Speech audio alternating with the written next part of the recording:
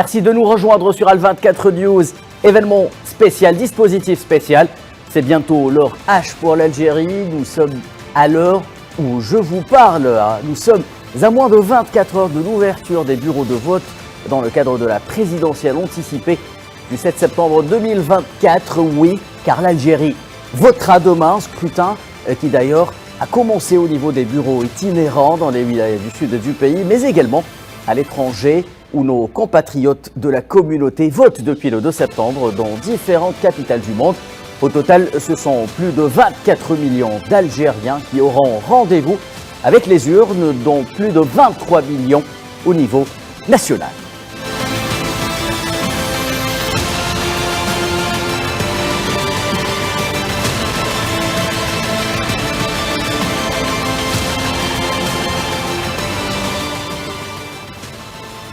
Il s'agit donc d'un rendez-vous ô combien important pour l'avenir du pays et des Algériens. Le pays est fin prêt pour cette journée exceptionnelle que vous allez pouvoir suivre avec nous sur Al24 News, heure par heure, minute par minute, à travers nos envoyés spéciaux déployés en Algérie, mais également à travers le monde. Mais pour l'heure, le silence électoral prévaut. Il est toujours de mise. Nous allons, durant les 2 heures qui suivent, vous faire plonger au cœur de la présidentielle avec nos invités et nos envoyés spéciaux que je m'empresse de vous présenter, à commencer par vous. Abdelkader Soufi, vous êtes docteur et chercheur dans les questions stratégiques et sécuritaires. Merci d'être avec nous ce soir. C'est moi, merci beaucoup.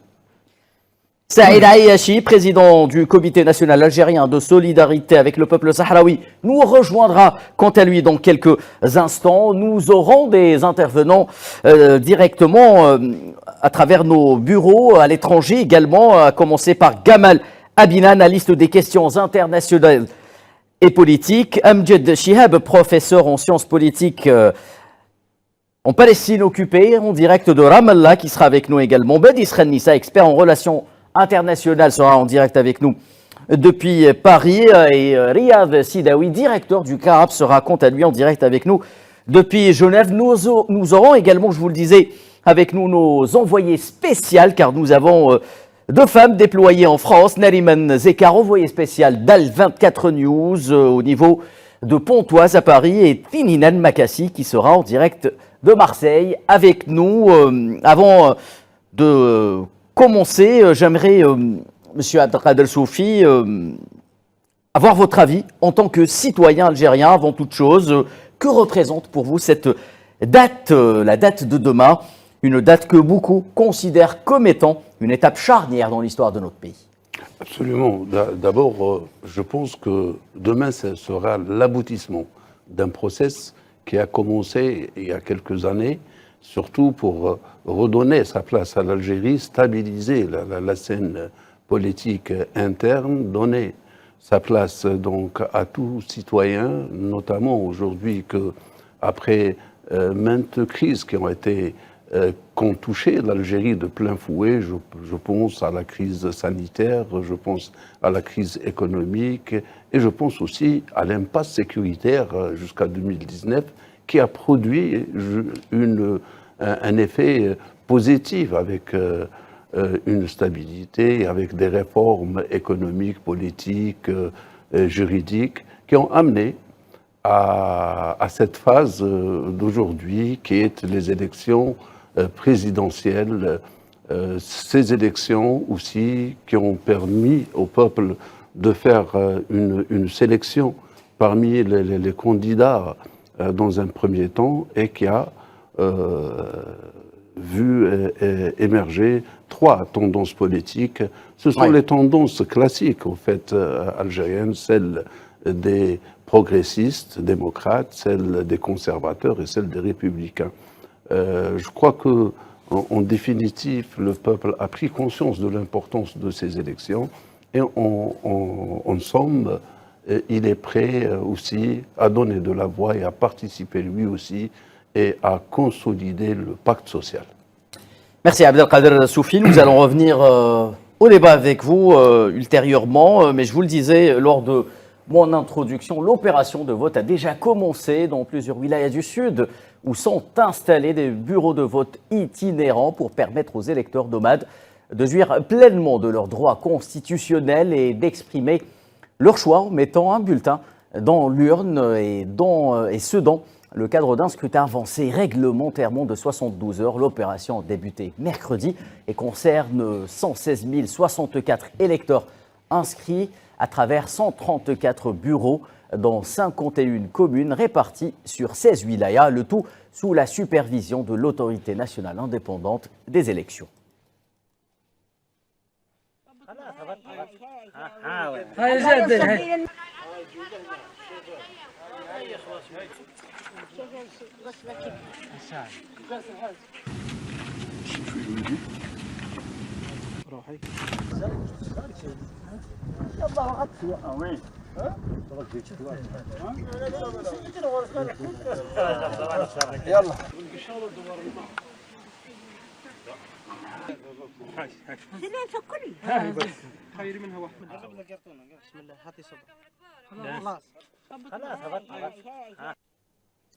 Direction la wilaya de Lagwa, tous les électeurs inscrits dans les listes électorales des bureaux itinérants ont eux aussi commencé à voter. Comme vous pouvez le voir sur ces images fournies par notre équipe déployée sur place, plus de 8800 électeurs sont concernés par cette opération qui a lieu dans 2 bureaux au niveau de la commune de Sidi Makhlouf et 2 autres à Hassirbal.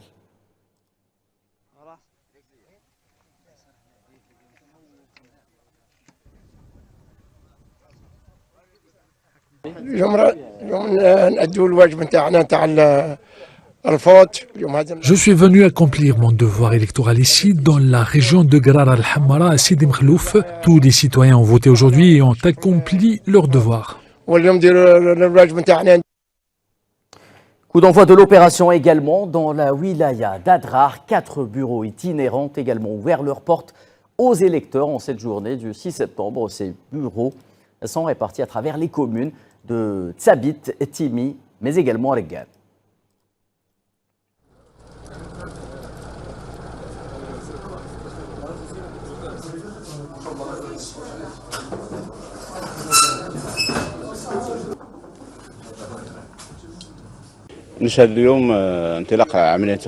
Aujourd'hui, l'opération électorale a débuté. J'ai accompli mon devoir et ce pour l'Algérie, car elle aura besoin de nous. Nos ancêtres se sont sacrifiés pour le pays, c'est maintenant à nous de le faire. Aujourd'hui, nous devons aller aux urnes pour répondre aux détracteurs et aux ennemis de l'Algérie, tant à l'intérieur qu'à l'extérieur.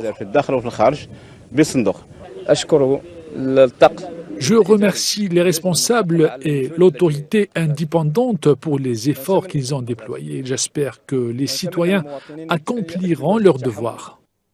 Et les électeurs itinérants de la wilaya d'El Oued sont, quant à eux, à leur 2e jour de vote. L'opération se poursuit dans d'excellentes conditions d'organisation.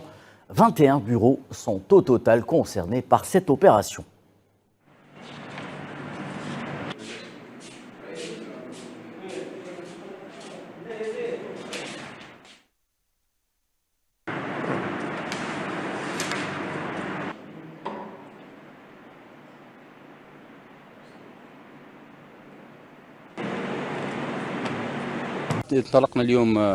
Nous avons entamé aujourd'hui l'opération électorale à 8 heures. Nous avons 2 bureaux de vote, un pour les hommes et un autre pour les femmes. Le corps électoral est constitué de 700 électeurs répartis entre les 2 centres. L'opération a débuté dans de bonnes conditions et l'ANI avait à mettre en place tous les moyens nécessaires pour assurer le bon déroulement du scrutin. Nous sommes venus voter à El-Machia, à Hassi Khalifa. Dieu merci, nous avons accompli notre devoir électoral. Vive l'Algérie! Dieu merci, j'ai voté. Tout se passe bien, que Dieu protège notre pays. Tout s'est bien passé, rien à dire concernant l'organisation. Les autorités ont assuré les moyens de transport et tout. Dieu merci, l'Algérie se dirige dans la bonne direction. C'était donc un aperçu de l'opération de vote au niveau des bureaux itinérants déployés au niveau des wilayas du sud du pays et qui ont commencé à l'avance 72 heures selon la réglementation en vigueur. Saïd Ayachi, président du Comité national algérien de solidarité avec le peuple sahraoui, nous a rejoint. Bonsoir Monsieur Ayachi, merci d'être avec nous. Salam, Même question que pour Monsieur Soufi, en tant que citoyen algérien avant toute chose. Que représente pour vous la date de demain, Saïd Ayachi, une date que beaucoup considèrent comme étant une étape charnière dans l'histoire de notre pays? C'est un grand jour, assurément. C'est quand même le jour où les Algériennes et les Algériens désignent le premier magistrat du pays. Cette première personnalité de la nation représente la souveraineté populaire, représente l'indépendance du pays, représente le pouvoir exécutif du peuple, réunit tous les symboles de l'État algérien, de la nation, et la continuité de l'État lui-même à travers les âges. C'est lui qui, par son nom et sa présence, symbolise l'Algérie à l'intérieur du pays et à l'extérieur de ses frontières. Et par conséquent, demain, c'est un devoir national et une grande opération que d'élire le président de la République. Très bien, merci Monsieur Ayachi. Abdelkader Soufi, peut-être la première chose qui nous a frappé cette fois-ci, c'est cette campagne qui s'est déroulée dans d'excellentes conditions durant près de 20 jours, 21 jours. Je rappelle que nous sommes en plein silence électoral pour les dernières heures. Qu'avez-vous retenu cette fois-ci par rapport à cette campagne électorale que j'imagine vous avez suivie avec beaucoup d'intérêt?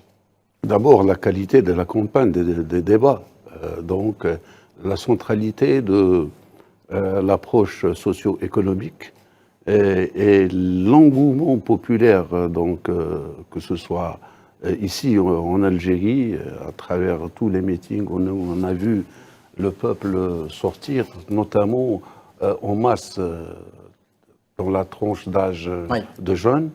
Et ce qui a marqué surtout aussi cet engouement à l'étranger des Algériens expatriés qui ont voulu donc marquer leur présence et dire que nous sommes là et nous voulons donc au même titre que ceux qui sont en Algérie exprimer notre position vis-à-vis du devenir et du choix du premier magistrat. Donc ce sont des éléments importants qui ont surtout fermé la porte aux facteurs exogènes et toutes les attaques qui ont commencé avant les élections. Nous avons vu dans certains sites, certains journaux, certaines plateformes internationales qui ont essayé j'allais dire, de mettre en échec l'action politique engagée. Mais dès la première semaine, cet engouement a fermé toutes les portes et on a vu un revirement dans la presse internationale qui a changé de fusil d'épaule et qui a changé de cap et qui parle aujourd'hui de cette approche politique, de ce débat raffiné et surtout de l'avenir donc et des défis du futur président. On est dans un autre contexte, on n'est plus dans le contexte d'avant, on est dans le contexte réel, le débat politique est posé, les jalons d'un État puissant sont mis déjà en place et là on parle dans un autre registre de politique et économique. Saïd Ayachi, nous ne le dirons jamais assez, cette élection se déroule dans un contexte géopolitique assez spécial, avec une Algérie entourée en quelque sorte de dangers. Elle est ciblée par ses ennemis, notamment à cause de ses positions fortes en faveur des peuples opprimés de ce monde, et en particulier en Palestine et au Sahara occidental. Très juste. Très juste. Laissez-moi, s'il vous plaît, ajouter à ce que vient de dire mon ami Abdelkader à propos de la qualité de la campagne elle-même. À l'intérieur de nos frontières, effectivement, c'est une campagne, j'allais plus dire presque inédite, en ce sens qu'elle s'est déroulée dans un climat serein, dans un climat fraternel, apaisé, où chaque candidat a pu décliner son programme en toute liberté. On a pu apprécier ici et là certaines innovations dans les programmes. On a vu comment les uns et les autres parmi les candidats ont positionné leurs projets pour l'avenir de l'Algérie. Et donc, cela a été réellement enrichissant. Le facteur dont parlait si Abdelkader, en l'occurrence les jeunes, a été significatif. Il a été même très important dans toute la campagne. On a vu comment les jeunes, avec cet engouement qui constitue donc la majorité du corps électoral, étaient très intéressés, étaient, j'allais dire, préoccupés par l'avenir de l'Algérie, en ce sens qu'ils voulaient savoir quel candidat pouvait proposer telle ou telle chose à laquelle ils étaient en attente. Et puis, à l'extérieur de nos frontières, on a vu comment notre immigration s'est mobilisée comme un seul homme. Oui. On a vu dès les premiers jours les files d'attente dans les consulats pour aller éviter. Et cela, bien sûr, est l'expression d'un engagement et d'une adhésion importante à la campagne électorale. Et puis, il y a eu, encore une fois, c'est Abdelkader m'a devancé, il avait parfaitement raison, on a fait démentir les mauvais augures. En disant que l'Algérie est-elle capable, dans le contexte que vous venez de signaler, d'organiser une campagne électorale digne de son nom, etc. Anticipée, rappelons-le, une campagne pour des élections anticipées. Et ils en ont été, et évidemment, là aussi, et ils nous ont prédit, mille et une épreuves, pour ne pas dire un échec total, et bien sûr, nous avons démontré le contraire. Effectivement, vous le dites, cette campagne et cette élection se déroulent dans un contexte tout à fait particulier. Oui, l'Algérie est ciblée. Nous l'avons vu comment pratiquement on veut la diaboliser, comment on veut la punir. Pourquoi ce pays ne veut pas rentrer dans l'euro, pourquoi il ne veut pas s'aligner sur les positions occidentales, pourquoi l'Algérie reste la voix forte depuis l'indépendance pour défendre les pays en lutte pour l'indépendance et la liberté, et au sein du Conseil de sécurité où nous avons vu notre diplomatie avec panache défendre les positions du peuple palestinien et du peuple sahraoui. Et donc, effectivement, oui, l'Algérie est ciblée, mais n'empêche que l'Algérie n'a pas reculé, l'Algérie est restée sur ses fondamentaux, parce qu'ils sont conformes à la légalité internationale et parce que nous savons que seul le droit international peut résoudre certains conflits qui, par ailleurs, sont dévoyés par des États pour leur propre intérêt.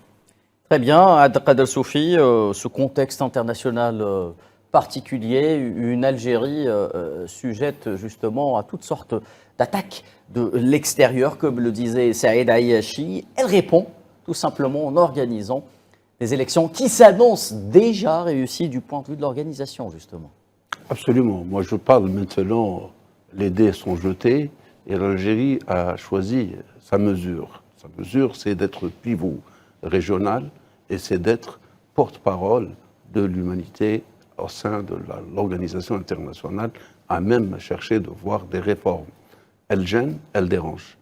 Et aussi, elle est en train de se construire sur un plan économique qui permet justement d'avoir une aisance dans l'action politique.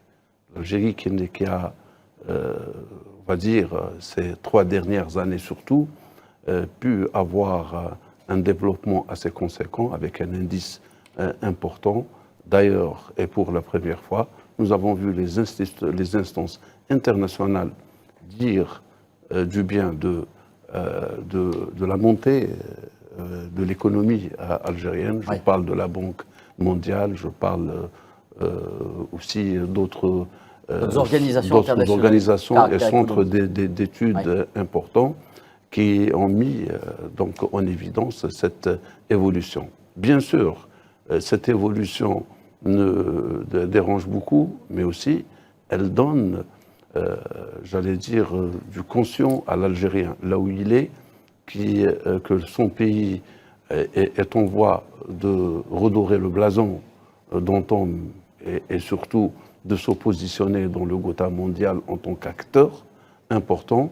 Et en parallèle, il comprend que son pays aussi a besoin de lui, a besoin de renforcer son front intérieur avec tous les Algériens qui sont à l'intérieur et à l'extérieur.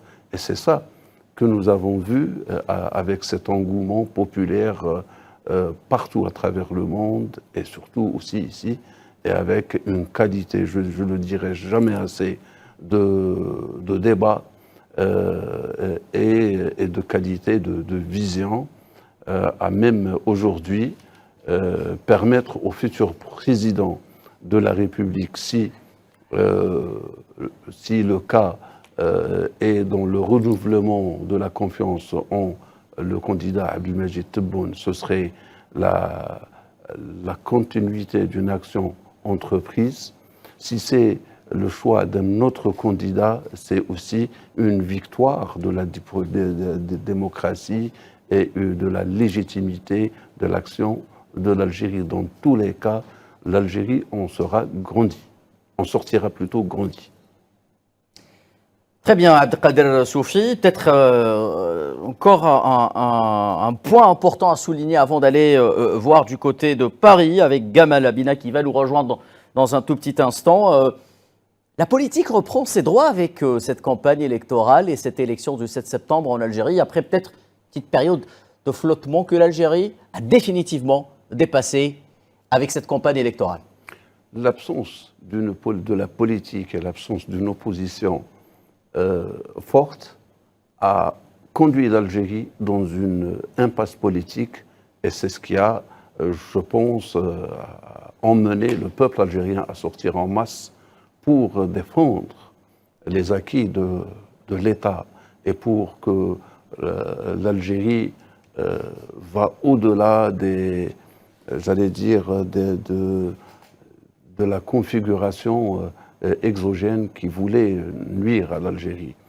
Le retour de la politique, nous l'avons vu d'abord dans les candidats sur le terrain, notamment le candidat des forces démocratiques et le candidat des forces conservatrices qui se sont opposés et qui se sont abstenus de participer aux élections de par le passé. Aujourd'hui, nous voyons que l'ensemble des tendances politiques sont présentes sur le terrain et cela dénote d'une chose, c'est qu'il y a un retour de la politique, mais surtout il y a un engagement total parce qu'il y a une confiance qui a été rétablie et il y a justement cette volonté d'aller de l'avant à même permettre de l'Algérie de continuer son ascension et redevenir cette puissance régionale émergente, que ce soit sur le plan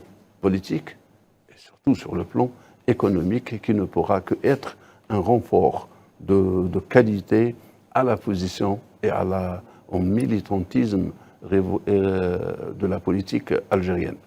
Je dis aussi que l'économie a été au centre de la campagne électorale, car dans tous les cas de figure, l'Algérie a opté de créer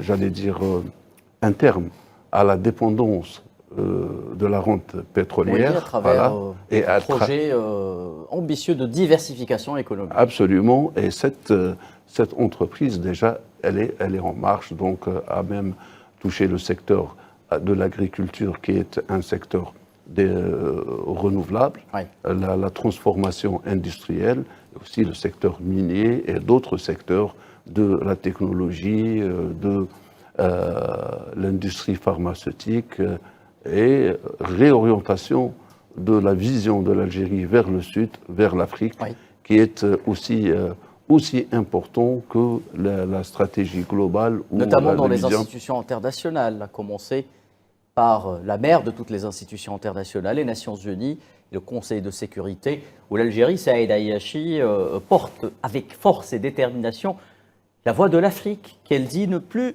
vouloir laisser au banc, justement, des nations, et que cette Afrique qui comporte en elle la dernière colonie, l'une des deux dernières colonies au monde, le Sahara occidental, l'Algérie veut définitivement donner une voix à cette Afrique au sein de ce Conseil de sécurité.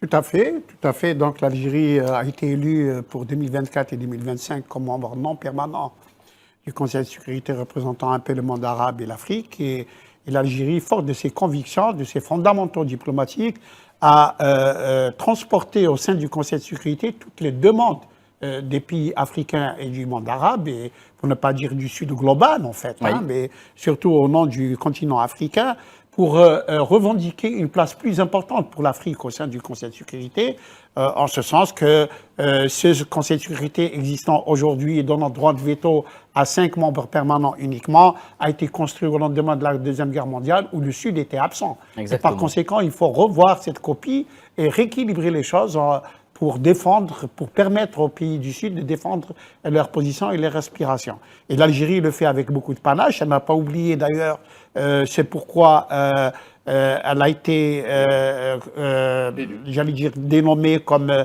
la citadelle des révolutionnaires, parce que il y a la Mecque des révolutionnaires, puisque elle défend avec beaucoup de brio et d'efficacité l'autodétermination des peuples et leur dignité et leur accès à l'indépendance. Elle le fait pour le peuple palestinien et on l'a fait avec ténacité, persévérance et continuité. Elle le fait pour le Sahara occidental en revendiquant l'application du droit international que lui-même est sous la protection, censé être sous la protection des membres permanents du Conseil de sécurité. Et donc, à chaque fois, l'Algérie marque des points importants. Ce pourquoi, d'ailleurs, elle est, j'allais dire, ciblée par certains lobbies qui ne souhaitent pas avoir une sorte de pays qui est un empêcheur de tourner en rang, qui leur rappelle des responsabilités internationales à chaque fois. Et donc, pour ce cas. Je voulais ajouter à la question que vous avez posée à C. Abdelkader, c'est que l'Algérien est très politisé et l'Algérien, vous l'avez vu comment il suit avec beaucoup d'attention et avec beaucoup, j'allais dire, d'appréciation. Vous m'enlevez les mots de la bouche, Saïd Ayachi. J'allais dire que le citoyen algérien a répondu. C'est pour ça qu'il adhère. C'est pour ça qu'il adhère à la campagne électorale.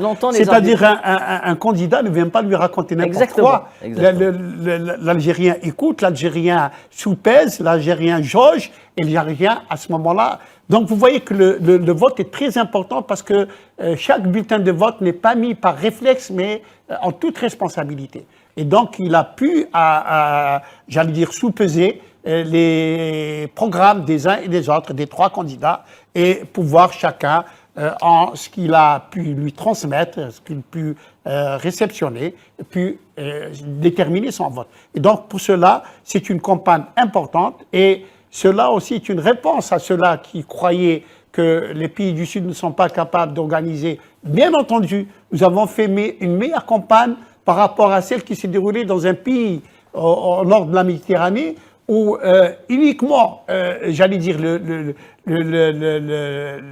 l'antisémitisme et la lutte contre l'immigration ont traversé toutes les campagnes électorales, aussi bien pour les européennes que pour les législatives, et évidemment avec le sentiment anti-algérien venant de l'Algérie française.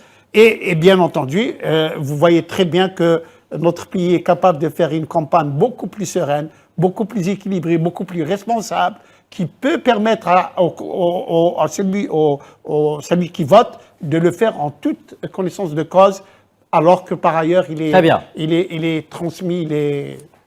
Très bien, Saïd Ayachi, je vous interromps parce que nous arrivons justement au moment où il faudra lancer une courte pause avant de revenir sur le plateau de l'Algérie.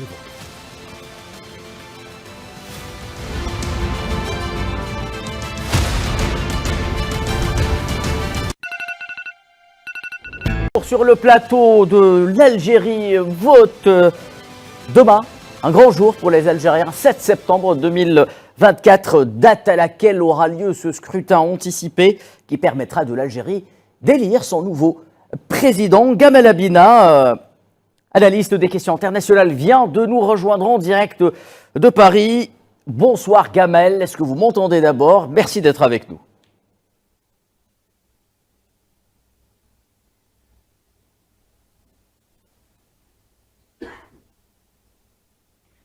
Gamal Abina, est-ce que vous m'entendez? Bonsoir. En direct de Paris, je le rappelle. Je vous entends, mais avec il y a un bruit de fond. Hein. Très bien, Gamal. J'espère que ce léger décalage sera réglé sous peu. Alors, première question.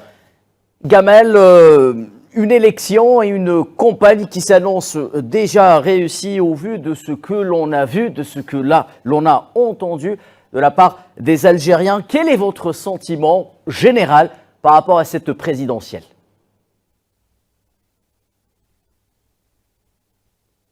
Alors, je n'ai pas bien entendu la question parce qu'il y a un bruit de fond autour de vous. Mais alors, je peux donner un petit retour par rapport à ce que je crois avoir compris. Donc, pour ce qui concerne la campagne, moi j'ai voté aujourd'hui pour tout vous dire. Il y avait un afflux continu dans les bureaux. Alors, comme c'est une campagne qui se déroule sur 6 jours quasiment, il n'y a pas de massification de gens qui vont voter, mais on voit un afflux continu comme ça toute la journée. Et il y a fort à parier que demain, puisque c'est la semaine de travail évidemment, demain on aura beaucoup de gens qui iront dans les bureaux de vote et qui vont s'impliquer par rapport à cette campagne. Gamal, je vous demandais tantôt quel est votre sentiment en général par rapport à cette élection que l'on annonce déjà réussie au vu de cette campagne à laquelle on a assisté et qui a été riche en dossiers importants avec un discours politique recouvré avec justement des éléments de langage qui parlent aux Algériens et qu'ils ont entendus.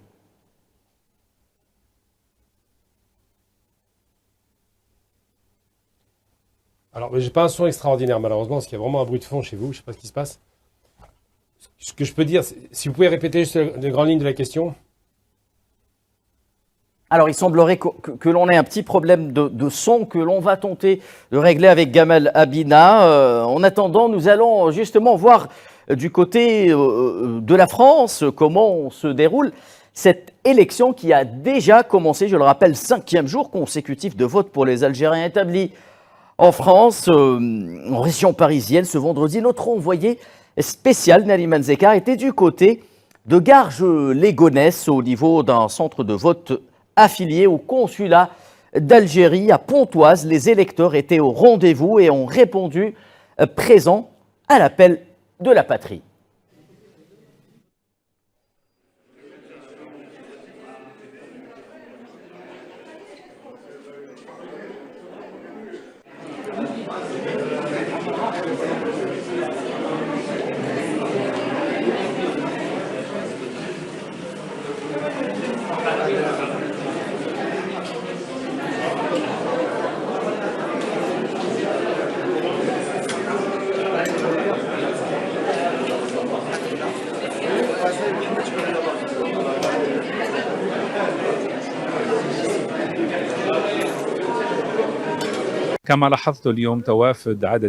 J'ai constaté aujourd'hui une forte affluence de la communauté algérienne établie dans cette ville.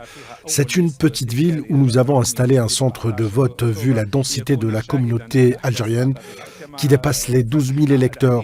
Nous avons ouvert plusieurs bureaux répartis sur plusieurs circonscriptions, surtout dans la ville d'Elbeuf, où le taux de participation était important.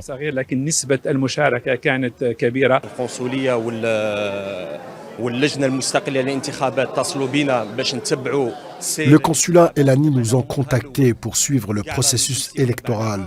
Nous avons suivi les opérations depuis le premier jour, du matin au soir.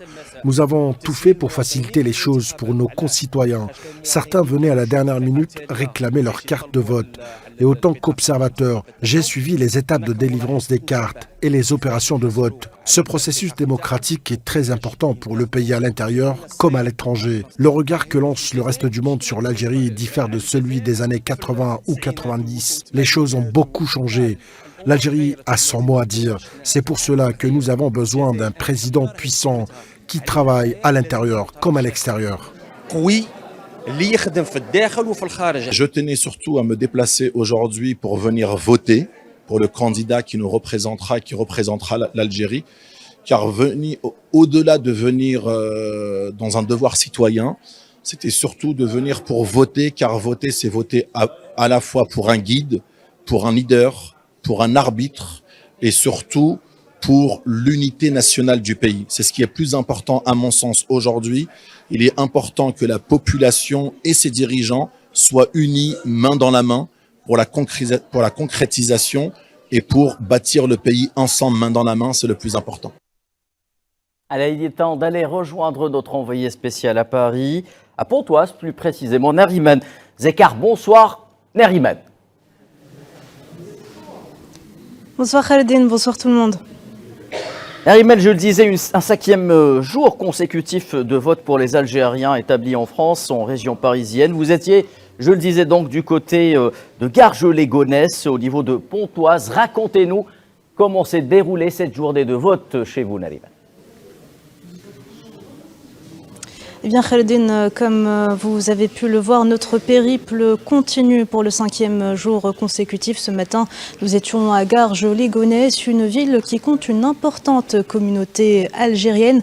D'ailleurs, ce matin, dès les premières heures, le centre de vote affilié au consulat algérien de Pontoise était déjà plein à craquer. Des femmes, des hommes, des enfants, des adolescents, des seniors, tous venus vêtus du drapeau algérien algériens dans une superbe ambiance et ils ont tous tenu à venir voter pour devenir des acteurs décisionnaires du futur de leur pays.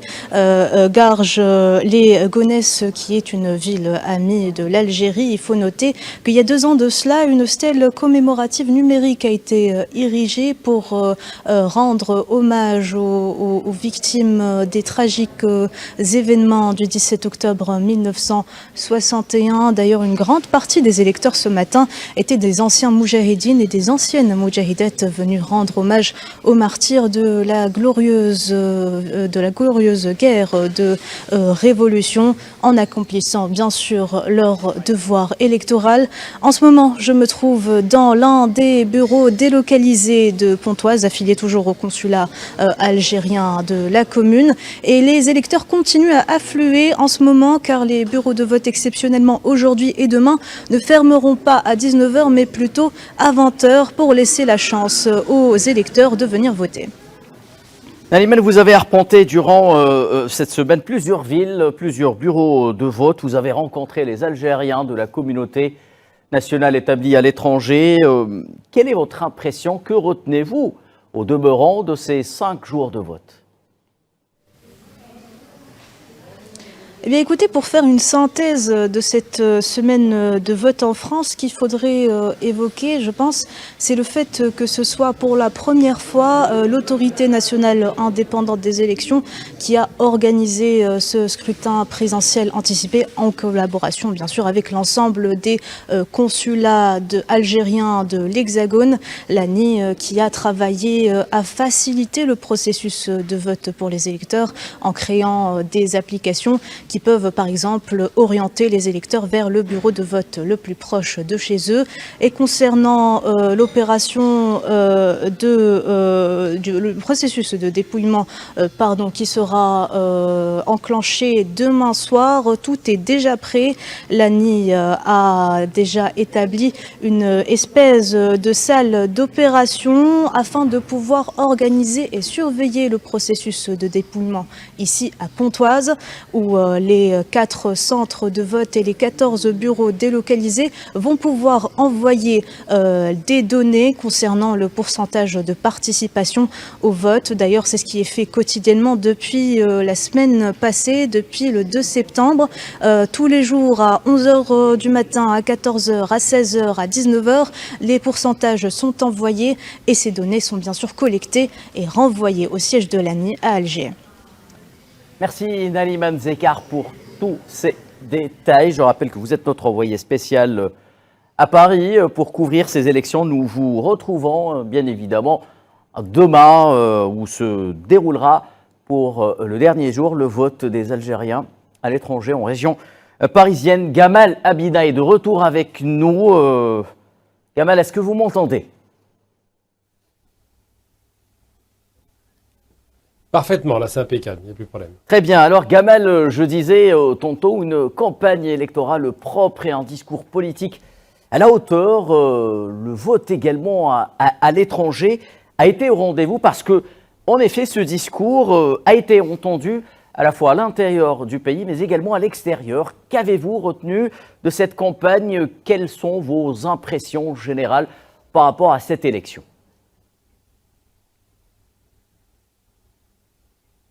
Le sentiment général, d'abord, c'est que les gens sont sensibles à cette élection, qui prennent ça très au sérieux, que beaucoup qui ne donnaient pas quitus, évidemment, à tous les gouvernements antérieurs, ont changé de position. J'ai une amie, par exemple, qui est une journaliste algérienne, qui était plutôt opposée à la nouvelle mandature en 2022. Elle n'a pas, 2022, à la dernière élection en 2019, je veux dire. Elle n'était pas vraiment favorable à M. Tebboune, puis il y a eu le Covid, on connaît toute l'historique, et par la suite, des choses ont commencé à la convaincre. Alors elle, c'était une personne assez opposée, assez en colère en vérité, en disant que c'était un président qui était mal élu, mais au fur et à mesure, avec l'évolution de la situation, avec évidemment les données économiques qui sont améliorées, avec un sentiment d'ouverture à la diaspora, et c'est important, parce que la diaspora l'a très bien entendu, avec le sentiment général que l'Algérie se redressait en dépit des difficultés de ses voisins en Afrique du Nord, eh bien, on a l'impression que le chef de l'État a tenu ses promesses et cherche à tenir toutes ces 54 promesses qu'il avait faites. Donc aujourd'hui, il y a une implication de la communauté à l'extérieur ce qu'on appelle la diaspora plus simplement,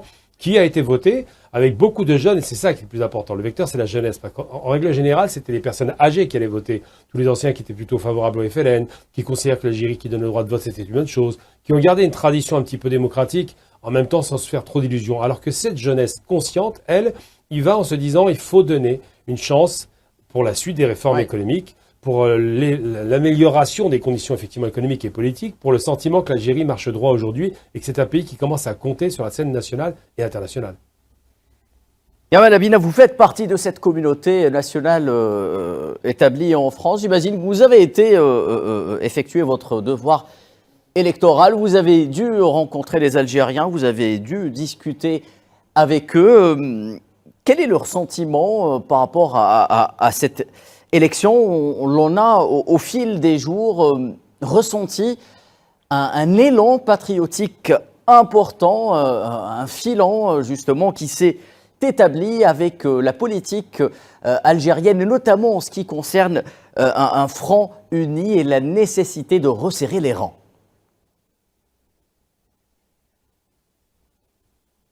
Tout à fait. D'abord, il y a la question palestinienne qui est au cœur de tous les débats. Tous les Algériens ont une certaine fierté de voir la position algérienne à l'ONU qui défend bec et ongle cette cause qui est chère au cœur de tous les Algériens. Le second aspect, qui n'est pas des moindres, c'est ces fameux jeux qui sont tenus à Paris où il y a vraiment une fronde anti-algérienne, puisque 2 des 3, même les 3 en vérité, les 3 compétiteurs qui ont été médaillés, ont tous les 3 été inquiétés, soit pour des raisons simplement racistes, faut pas faire semblant de ne pas voir, pour ce qui concerne notre gymnaste, ou des raisons, encore une fois, assez malsaines de vouloir déstabiliser nos compétiteurs sur les courses de fond, ou simplement notre boxeuse qui a été insultée, comme vous le savez, par le monde entier. Donc vraiment là, il y a une réaction saine de la communauté algérienne qui s'est mobilisée. Et il se trouve que l'élection arrive juste après ça, donc avec un sentiment de se dire l'Algérie sort d'une certaine situation difficile, devient une puissance économique, devient autonome, et qu'il faut la protéger et qu'il faut garantir les institutions. Donc allez voter, pas nécessairement pour le président, allez voter pour faire un acte de participation qui prouve qu'il y a un taux de participation élevé, parce que c'est ça le vecteur le plus important, c'est le taux de participation. Eh bien, ça donnera sans doute le sentiment que l'Algérie commence à sortir d'une situation un petit peu d'entre-deux, où on sortait d'une crise du Hirak, où on rentrait dans une crise Covid, où on voit bien qu'il y a une forme un petit peu de défiance d'un pays qui est très indépendant. Et donc les Algériens sont mobilisés pour ces raisons-là. Ils ont une impression d'avoir un rôle à jouer. Ils savent que la diaspora à laquelle M. Tebboune a tout le temps parlé pendant toute sa mandature compte en Algérie aujourd'hui. Ils savent qu'ils doivent apporter leur pierre à l'édifice. Et évidemment, quand on va voter, c'est un acte à la fois de participation à la vie civile, c'est normal, civique, des droits civiques, mais surtout, et c'est important, de renforcer les institutions de l'État en garantissant qu'effectivement, la seule démocratie finalement en Afrique du Nord, peut-être avec la Tunisie, va montrer un exemple.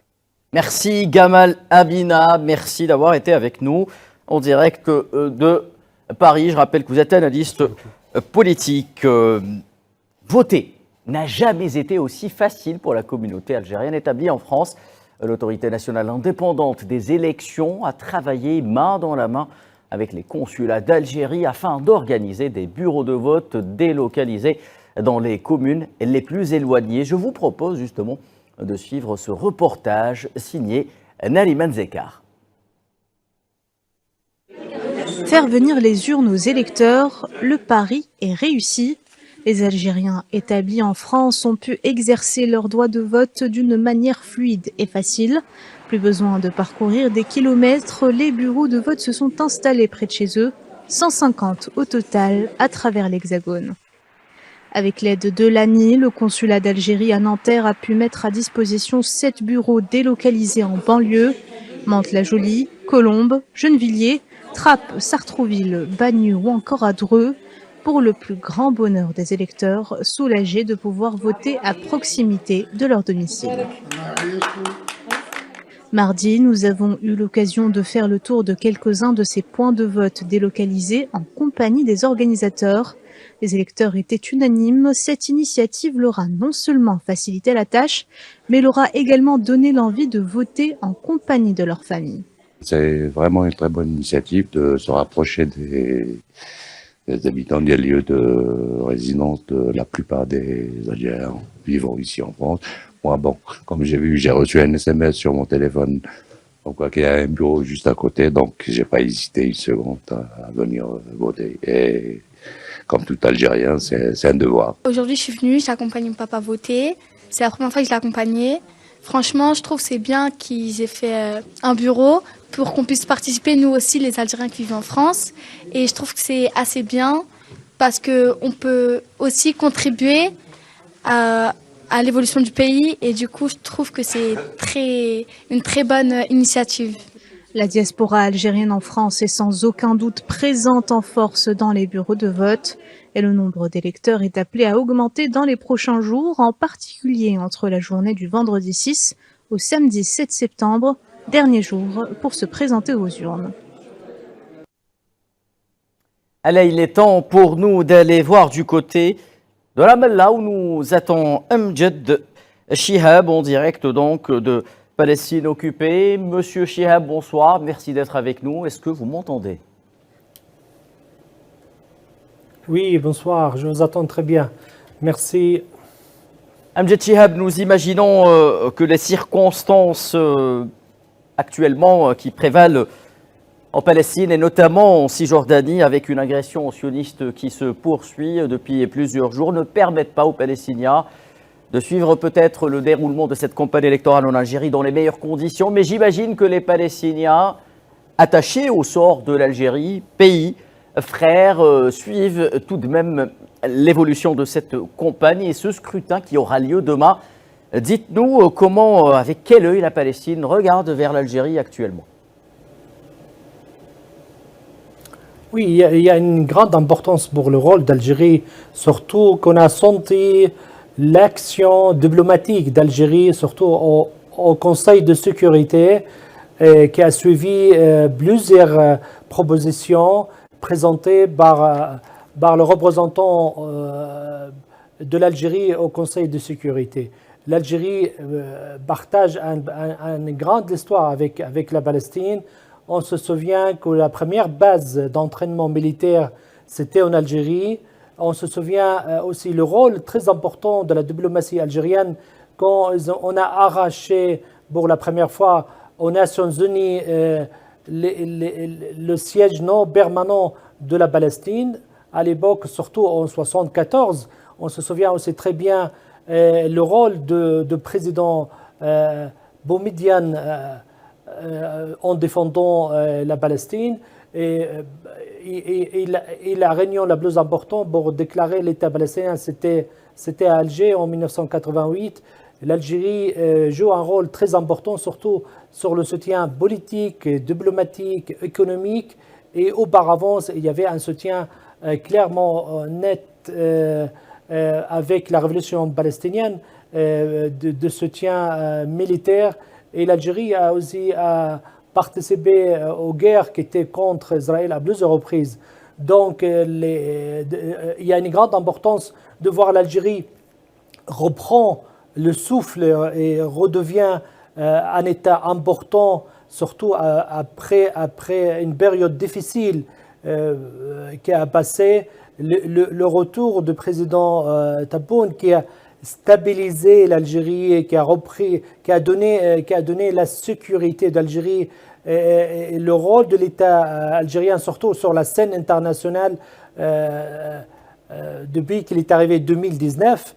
Je pense que c'est très important qu'on va suivre avec beaucoup d'attention les élections et le résultat, et surtout que les Palestiniens aujourd'hui se sont un grand besoin que l'Algérie continue son rôle sur plusieurs domaines, sur l'affaire palestinienne interne, qu'on a vu beaucoup des efforts joués par l'Algérie pour la réconciliation interne palestinienne et aussi pour défendre la Palestine sur la scène internationale et surtout au Conseil de sécurité et sur le continent africain avec les pays arabes, dans le Ligue arabe et aussi sur la scène internationale. Très bien, restez avec nous, Amjad Chihab. Abdelkader Soufi, il n'y a pas beaucoup de pays au monde où la question palestinienne prendrait une telle place dans une campagne électorale. Le plus important, c'est que cela ne soit pas fait dans le cadre d'un calcul électoraliste, mais tout simplement, messieurs, en toute sincérité, car les candidats comprennent bien que le citoyen algérien est attaché avant tout au sort de la Palestine et de Gaza actuellement. Oui, d'abord, la question palestinienne, c'est une autre question oubliée, presque omise par la communauté internationale, telle que c'est fait aussi pour celle du Sahara occidental. Ce qui est important et à retenir, c'est cet aspect de politisation de l'Algérien d'abord et la place qu'occupe la Palestine dans la vie au quotidien de l'Algérien, dans ses croyances. Et cela s'exprime aussi autrement dans la politique nationale algérienne. Donc c'est la politique extérieure. Les trois candidats d'ailleurs, dans leur programme, ont convergé pratiquement vers la même vision, les mêmes objectifs, les mêmes orientations, et cela est non seulement inscrit dans la doctrine algérienne, mais dans le sang des Algériens. Et c'est pourquoi la question de la Palestine est une question centrale et importante dans la politique extérieure algérienne, car elle s'inscrit dans la réalité de ce qu'a vécu l'Algérie en étant occupée, les droits des peuples opprimés, le droit à l'autodétermination, le droit de jouir de la vie internationale et de retrouver toute sa souveraineté sur son territoire. Le peuple palestinien, la Palestine, en a souffert, et depuis 1947. L'Algérie a toujours défendu le droit des peuples, et elle le fait à doublement. D'abord parce que c'est un peuple opprimé, parce que c'est un pays occupé, mais aussi la sacralité de la Palestine par rapport aux Algériens, par rapport au culte islamique aussi. Saïd Ayachi, avant de marquer une courte pause, très brièvement, votre sentiment par rapport à ce dossier ultra présent en campagne? Tout simplement, on l'a dit tout à l'heure, l'Algérien est très politisé et l'Algérien exige de ses dirigeants qu'ils restent fidèles au serment que nous avons fait à Mechouada, de nous opposer à toute forme d'injustice, à toute forme d'occupation, à toute forme de colonialisme. Et la question palestinienne connaît une grande centralité dans la vie politique algérienne. Rappelons-nous, depuis le président Boumedienne, qui a laissé tout un corpus pour les Palestiniens qu'il respecte jusqu'à maintenant, entre autres celui de défendre la résistance populaire, et on a vu ce dont est capable la résistance populaire palestinienne. Elle nous le démontre chaque jour. Et elle nous le démontre chaque jour, avec d'immenses victoires qu'on n'a pas fini encore de comptabiliser. Et puis donc l'Algérien demande à ses dirigeants de rester fidèles à cette doxa héritée du 1er novembre, celle de s'opposer à toute forme de colonialisme ou d'occupation. Et nous avons remarqué, avec bonheur d'ailleurs, que les trois candidats se rejoignent totalement dans la défense de la cause palestinienne et de la cause sahraoui, parce que ce sont des causes justes, parce que ce sont des causes qui relèvent du droit international.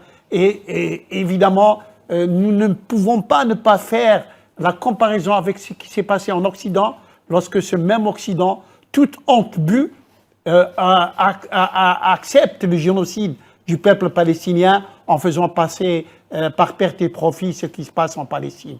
Et pour nos dirigeants, pour le futur président, il ne pourra que prendre en compte cette exigence populaire d'être aux côtés du peuple palestinien et du peuple sahraoui. Merci Saïd Ayachi. La suite de l'Algérie vote dans quelques instants après une courte pause.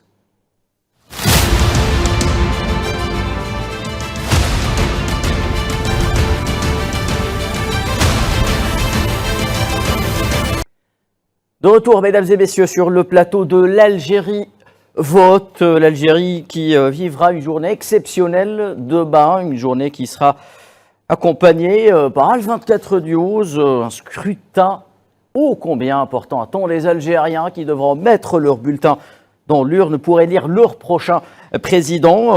Nous parlions justement des dossiers forts qui ont animé la campagne électorale durant près de 3 semaines avec Amjad Chihab en direct de Ramallah en Palestine occupée.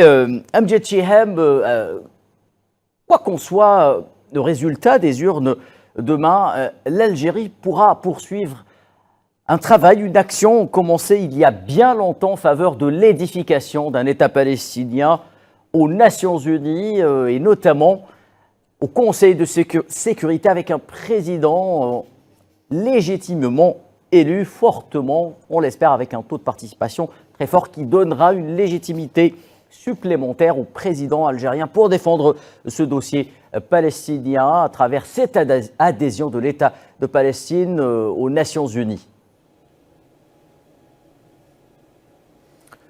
Oui, je pense que l'Algérie a fait beaucoup pour la Palestine et surtout il soutient aujourd'hui que la Palestine arrache un siège permanent, un siège aux Nations Unies à part entière comme les autres États. Je pense que l'Algérie a joué un rôle important, que cette continuité est très importante. Surtout, cet résultat, quoi qu'il arrive, les Palestiniens font confiance au peuple algérien. Et surtout, on sent que l'Algérie reprend une part de son histoire dans les années 70, quand on jouait un rôle très important sur la scène internationale. Surtout la diplomatie algérienne qui était forte. Il jouait à l'époque avec le pays non aligné, qu'on jouait un rôle très important avec l'Égypte, avec la Tchécoslovaquie à l'époque et avec l'Inde en faveur de l'État palestinien, la libération de la Palestine, le droit de la haute détermination du peuple palestinien qui a donné tous les moyens pour que la révolution palestinienne continue à résister contre l'occupation israélienne. Je pense au niveau diplomatique, surtout au niveau juridique, il y a plusieurs procès maintenant, surtout il y a un grand travail que l'Algérie joue un rôle important dans le tribunal pénal international et dans le tribunal international aussi pour prendre des mesures importantes, surtout la condamnation que l'État raciste, sionisme, commis des crimes de génocide contre le peuple palestinien. Je pense que ce rôle important, on n'a aucune contrainte que la diplomatie algérienne va continuer à jouer un rôle très important. Et surtout, l'Algérie, parmi les rares pays, continue de soutenir la Palestine financièrement et aussi sur plusieurs domaines. Et il donne des centaines de bourses aussi pour les étudiants pour qu'ils fassent aussi leurs études en Algérie. Malgré la distance, la grande distance entre la Palestine et l'Algérie, on sent que l'Algérie est très proche.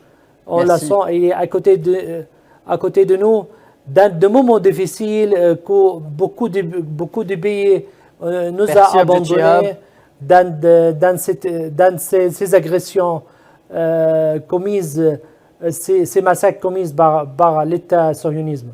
Merci Amjad Chihab, professeur en sciences politiques. Vous étiez en direct avec nous depuis notre bureau à Ramallah. Retour en France, c'est sous le slogan « Ma voix, mon vote » que la communauté algérienne établie en France, justement, se rend aux urnes depuis le 2 septembre. Un slogan qui prend tout son sens dans les arrondissements du 13e, 14e, 15e et 15e, autrement dit, dans les bureaux de vote des quartiers populaires. Notre envoyé spécial sur place, Tinhinen Makassi, vous a concocté ce reportage. Ce n'est pas nouveau. Dans les quartiers, l'intérêt à la vie politique de l'Algérie, ou à la terre-mère, comme on aime l'appeler ici, est avant tout un attachement viscéral aux racines qui s'exprime notamment par l'accomplissement d'un droit constitutionnel. C'est une première pour moi de voter pour l'Algérie et je suis très fière et j'ai envie que mon pays évolue et réussisse. même si l'héritage des premières générations arrivées en tant que travailleurs a façonné cet attachement à l'Algérie, pour la nouvelle génération, c'est non seulement un retour aux sources, mais aussi la découverte de la richesse de l'Algérie et de sa diversité. On est fiers d'avoir voté avec ma femme, pour nous et surtout pour notre relève, parce que c'est très important de s'impliquer pour son pays. Et il faut y mettre du sien si on veut que ça avance. C'est bien beau de se plaindre, mais si on ne fait pas avancer les choses, on restera toujours à l'ancien temps. Donc il ne faudra pas se plaindre après. De Gaulle, on essaie de faire changer les choses. Porteur d'une double culture politique et sociale, la communauté algérienne à l'étranger a surtout le regard tourné vers l'avenir. Et ce vote est l'occasion de réaffirmer cette volonté de regarder vers l'avenir. J'allais dire que c'est quelque chose de très important parce que ça donne du sens. Ça donne du sens parce que l'Algérie est dans une phase, j'allais dire, de transition. Et on le ressent tous. On sait qu'il se passe quelque chose en Algérie et que l'Algérie a besoin de ses enfants, aussi bien de l'intérieur que de l'extérieur. Et comme on est à l'extérieur, on se dit qu'on peut apporter notre pierre à l'édifice. Bâtir des ponts entre les Algériens de l'Algérie et d'ailleurs, participer à l'édification d'une nation fière de son histoire et des enjeux qui l'entourent, est le nouveau serment qui anime la communauté algérienne à Marseille. 1, 2, 3, viva l'Algérie! 1, 2, 3, viva l'Algérie, direction la cité phocéenne pour retrouver justement Tininan Makassi, notre envoyé spécial sur place. Bonsoir Tininan, est-ce que vous m'entendez d'abord? Bonsoir Khaldin, je vous entends très bien. Bonsoir à l'ensemble des téléspectateurs Al24 News et aussi bonsoir à l'ensemble des invités qui vous accompagnent ce soir. Tininan Makassi, bonne question que pour Nariben Zekar. Cette 5e journée de vote au niveau de Marseille-Ville qui abrite, rappelons-le, une très forte communauté algérienne. Comment s'est-il déroulé ? Alors, en cette 5e journée, il y a eu beaucoup d'engouement de la communauté nationale établie ici à Marseille, avec la même ferveur que durant les 4 premiers jours, à savoir depuis le 2 septembre, comme vous le savez. Ici, à l'étranger, en particulier à Marseille, la communauté s'est rendue dans l'ensemble des bureaux de vote mis en place. Et c'est toujours avec, je le disais, avec la même ferveur et avec le même sentiment du devoir accompli, mais surtout d'accomplir un devoir et un droit politique que la communauté nationale établie ici à Marseille se rend vers les bureaux de vote. Comme dans les jours précédents, les gens avec qui on a discuté tout au long de cette journée en faisant les tours des bureaux de vote et même dans la rue en croisant des Algériens établis ici à Marseille, c'est le même commentaire qui revient toujours, c'est l'organisation de ce scrutin qui est au cœur des débats, au-delà du débat politique, mais c'est surtout l'organisation, puisque cette année, ici à Marseille, il y a eu une décentralisation. Alors il faut savoir, Kherdin, je crois que je vous l'ai déjà dit, il faut savoir que pour le département des Bouches-du-Rhône, il y a eu pas moins de 20 bureaux de vote qui ont été ouverts, 6 au sein même du consulat général de l'Algérie à Marseille, et les autres ont été dispatchés, distribués autour des autres arrondissements. Les arrondissements des quartiers nord, le 15-16, ont connu un engouement particulier, vous le savez, et je le dis dans mon reportage pour la communauté nationale établie à l'étranger, en particulier ceux des quartiers nord. L'attachement pour l'Algérie, l'attachement pour la vie politique de l'Algérie est un attachement viscéral, est une question d'héritage, mais aussi une question d'avenir et une question de lendemain meilleur. Tininan Makassi, vous parlez de votre reportage justement. Lorsqu'on parle de Marseille, on parle d'une cité au contour algérien. Le pont qui relie peut-être cette communauté nationale établie à Marseille à la mère patrie est plus solide que jamais.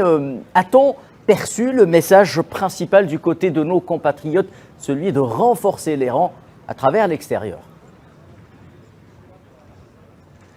Justement, ce vote est surtout une question pour la communauté nationale établie ici à Marseille. Il est question de renforcer les rangs, comme vous le dites si bien, de bâtir des ponts entre les Algériens, l'ensemble des Algériens qui soient établis en Algérie ou ailleurs. Il y a souvent ce sentiment de vouloir protéger le pays, de vouloir aller de l'avant, de vouloir mettre en place les jalons. Et là, quand il y a cette envie de mettre en place les jalons, de lancer les jalons, de planter les jalons, d'une Algérie développée, du développement économique, du développement social, mais c'est surtout le sentiment de la continuité et de l'héritage reçu. On nous le dit souvent, nous le dit nos parents, se sont battus pour l'indépendance dans ce contexte de la colonisation, de ce contexte de la domination coloniale. Ils ont libéré le pays du joug du colonialisme et nous aujourd'hui, on se doit d'apporter un nouveau serment qui est le serment du développement, qui est le serment de l'avenir, qui est le serment des lendemains meilleurs. Et justement, dans ce serment que la communauté à Marseille, que la communauté algérienne établie à Marseille a pris à bras le corps, il y a aussi ces liens avec les Algériens, avec leurs frères en Algérie, mais aussi avec l'ensemble des autorités ici. On l'a vu lors de l'organisation de ce scrutin, il y a un ciment, il y a ce sentiment de solidarité et ce sentiment d'appartenir à un avenir et un passé commun. C'est fier, on nous le dit, c'est fier de notre histoire qu'on est venu et c'est fier de l'avenir qu'on va bâtir ensemble, qu'on avance ensemble. Merci Tinhinan Makassi, tout comme Naliman Zekar depuis Paris. Nous continuerons de suivre ces élections à travers vous et votre caméra depuis Marseille. Marseille, justement, où le sens de la patrie et du devoir est tellement ancré au sein de nos ressortissants que des bénévoles s'en donnent à cœur joie en affichant leur solidarité avec leurs compatriotes, en leur prêtant main forte. Le tout, bien entendu, pour que ce scrutin soit une réussite sans nul pareil.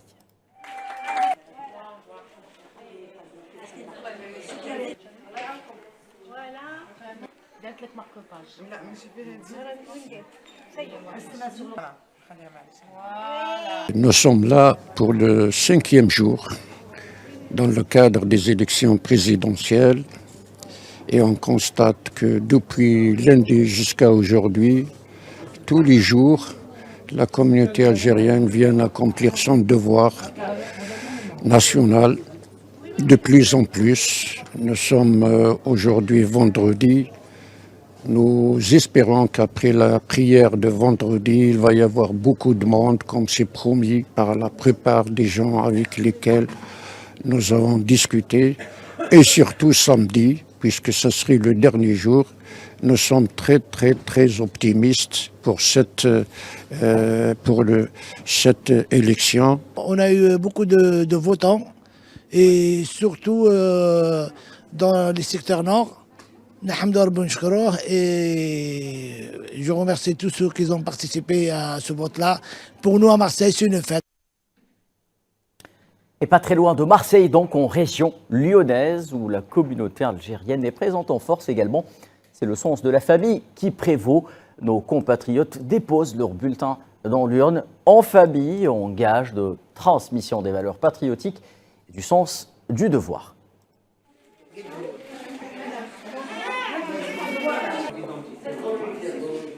On aime notre pays, on adore notre pays. On est venu voter pour notre pays afin qu'il progresse et qu'il se développe. Et vive l'Algérie. Je suis venu voter pour mon pays. On veut que notre président prenne en main notre pays et notre peuple. Nous sommes fatigués d'être à l'étranger. On a vécu dans un pays étranger, on n'a rien gagné.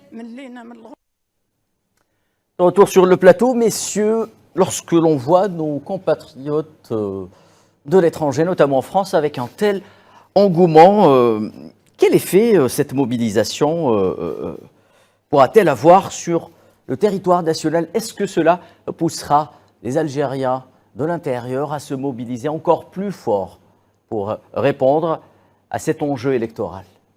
Oui, je pense que surtout cet attachement à la mère patrie qui s'exprime à travers ces gens-là qui sont très loin de leur pays et pour beaucoup, ils sont établis depuis très longtemps. Ce qui est important et ce qu'on peut retenir à travers ne serait-ce que ces images, c'est que ce rattachement n'est pas qu'un simple amour nostalgique ou qu'un souvenir qu'on se remémore, mais surtout une volonté de voir cette Algérie reprendre sa place, mais aussi qui permet de les recevoir à nouveau. Nous l'avons vu à travers cette dernière qui dit que quand bien même elle vit là-bas, ce qu'on pense de ce territoire où les gens vont s'établir, mais en définitive, rien ne vaut le pays, rien ne vaut le chez-soi. Donc le chez-soi là, qui revient et qui rejaillit, et qui redonne cet espoir perdu un laps de temps, de ne plus pouvoir compter sur son pays, de ne plus voir cette Algérie revoir le jour aujourd'hui. On est autant confiant, on est autant fier surtout d'appartenir à cette nation et de le dire haut et fort. Nous l'avons vu, je pense que M. Gamal Abina l'avait si bien dit lors des compétitions internationales où des Algériens ont été attaqués, ça réavivait, réanimait le sentiment d'appartenance et de nationalisme et cette fierté d'appartenir à cette nation.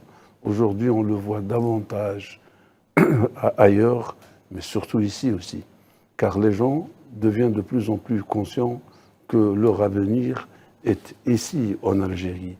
Et au lieu de perdre 70 millions ou 100 millions de centimes dans une embarcation de fortune et voire risquer sa vie, avec cet même argent, on peut monter une boîte, une entreprise, j'allais dire très bien. quelque De nombreuses chose, mesures justement voilà, économiques qui sont maintenant et des portes possibles, qui voilà, et ce sont des à portes cette qui diaspora sont- pour venir investir également. Entre autres aussi, cette diaspora qui a non seulement cette possibilité de revenir, d'investir et de participer À l'essor économique à du pays. l'essor économique du pays. Saïd Ayachi, une telle communauté nationale à l'étranger ne peut être qu'un atout pour celui qui sortira vainqueur des urnes demain et aussi l'un des piliers forts de cette Algérie unie et indivisible. Une réalité qui s'impose à tous. L'Algérie intramuros et l'Algérie extramuros. Il y a vraiment une Algérie en dehors de l'Algérie. Une Algérie à double cloison. Ces images sont extraordinaires, elles sont pleines d'émotions et puis ça nous rappelle toujours la même parabole qui existe depuis longtemps mais qui vérifie à chaque fois. Les pieds sont ailleurs mais le cœur est en Algérie. Et vous voyez très bien ces gens-là qui sont attachés malgré l'âge d'ailleurs pour certains et la distance pour d'autres qui viennent et qui veulent absolument participer à la vie nationale. Parce qu'évidemment, c'est une grande activité de la vie nationale que l'élection présidentielle, la première de toutes, qui désigne le chef de l'État. Et par conséquent, cette Algérie, établie à l'étranger, est vitale pour le pays. Vitale en beaucoup de choses. D'abord, elle ravive le sentiment national. Et il y a ce phénomène d'entraînement dont probablement vous faites allusion tout à l'heure. Les gens qui voient tous ces gens-là voter ne peuvent que faire qu'inciter ceux qui les hésitants pour des raisons ou pour d'autres. Peut-être hésiter d'aller demain et diront mais quelqu'un qui se trouve à des milliers de kilomètres va voter. Moi, je suis à côté de mon bureau de vote qui se trouve à côté de ma maison. J'irai voter parce que en fait, l'enjeu est important parce que il y a un objectif, il y a une vie nationale à bâtir avec le premier des Algériens qui doit nous conduire et qu'il faudra choisir en toute responsabilité. Et donc, oui, il y a une grande importance dans le geste de voter à l'étranger et demain chez nous en Algérie. Abdelkader Soufi, nous parlions tantôt, lorsque nous évoquions cette campagne, d'éléments de langage, de discours. L'on a retrouvé dans ces éléments de langage ceux qui s'adressaient directement à cette diaspora. C'est dire à quel point son vote est important, y compris pour les candidats. Je crois que le plus important, c'est que la diaspora se sente concernée par ce vote. Le fait de se sentir et en ce sentiment, c'est-à-dire qu'il y a un éveil de conscience, de l'acte et de la participation. Ce n'est pas seulement donner un plus à son État, mais se sentir un élément du puzzle. Ça veut dire que fatalement, cet acte-là accomplira un bénéfice ou donnera un bénéfice à celui qui l'aura accompli. Autrement dit, que tout Algérien, là où il est, et quelle que soit sa position, il est un élément important qui constitue cette nation qui est l'Algérie. Et que, sur le plan physique, l'Algérie est un territoire, est une souveraineté et est un peuple.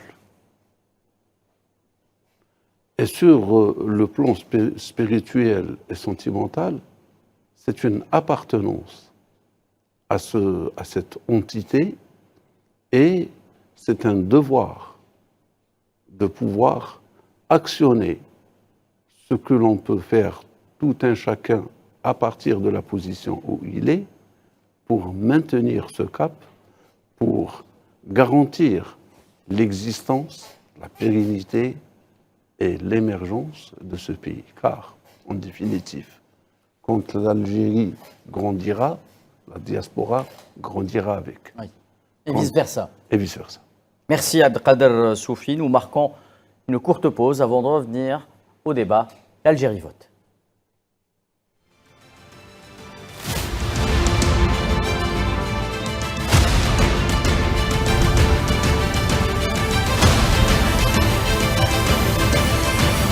L'Algérie vote, mesdames et messieurs, merci d'être avec nous. 7 septembre 2024, une date que nous commençons à suivre dès aujourd'hui avec un dispositif spécial. L'Algérie élira demain son président, une journée importante. Nous allons de suite rejoindre Madis Renissa, expert en questions internationales depuis Paris. Madis, bonsoir, merci d'être avec nous. Est-ce que vous m'entendez ? Bonsoir Khaled. Oui, je vous entends 5 sur 5 et merci pour l'invitation. Madis Renissa, vous faites vous aussi partie de cette communauté algérienne établie à l'étranger. Avant d'aborder votre sentiment par rapport à cette journée d'élection présidentielle, j'aimerais évoquer avec vous un sujet particulier car la presse française s'en donne à cœur joie en attaquant avec persistance les élections algérienne depuis hier, alors que l'on a eu un piètre exemple de démocratie hier avec la nomination d'un Premier ministre issu de la minorité.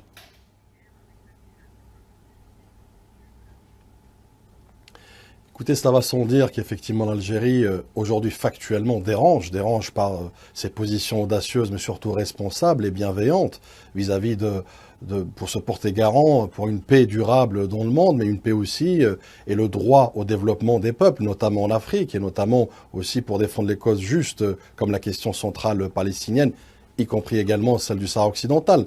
Donc l'Algérie aujourd'hui, à travers cette élection, ce jalon historique, ce moment historique qui crée une communion entre le peuple et son État, bien évidemment cela dérange, puisque pour certains États, à défaut de ne pas pouvoir y parvenir ou qui eux-mêmes subissent des crises latentes et politiques, notamment où ils sont même en roue libre, notamment, puisqu'il y a un vide politique en France, comme vous l'avez évoqué, il y a aujourd'hui ce ciblage, je dirais, structuré, caractérisé, démontré aujourd'hui à travers ces élections. Mais encore une fois, c'est mal connaître l'Algérie, c'est mal connaître les descendants, les générations en tout cas aujourd'hui qui sont très attachées, mais les descendants des aïeux qui ont fait cette révolution glorieuse, notamment depuis 1832, et qui ont su justement arracher leur souveraineté. Aujourd'hui, ils sauront aussi être au rendez-vous pour arracher et surtout protéger les acquis de l'Algérie et encore une fois faire perdurer cette Algérie qui restera au sommet, notamment de la diplomatie, mais aussi au sommet du rayonnement dans l'aura des nations justement et des grandes puissances. Madis Renissa, ce qui marque déjà et ce qui marquera cette élection, c'est le retour sur le plan politique de certaines formations historiques ayant une base, un ancrage électoral. Et ce sera également un autre gage de réussite de cette élection. Qu'en pensez-vous ? Écoutez, c'est exactement l'indicateur qui revient à chaque fois. Je discute beaucoup, je côtoie beaucoup avec notamment les membres de la communauté. Et à chaque fois, ils me disent la même chose. On voit ce changement, effectivement. On voit ce bond significatif aujourd'hui dans cette Algérie de 2024 où, comme vous l'avez évoqué, non seulement les élections à travers l'ANI, et là, j'en profite de cette tribune pour effectivement, je dirais, remercier cette instance qui aujourd'hui fait un travail de fond en amont d'abord, puisque aujourd'hui, vous le savez, en France, mais partout ailleurs dans le monde, il y a une mécanique et une structure, je dirais, bien rodée, qui aujourd'hui, en plus, non seulement a démontré son intégrité, son exemplarité, sa transparence, mais surtout sa légitimité vis-à-vis du peuple algérien et des électeurs. Donc, ce qui explique cet engouement aussi aujourd'hui.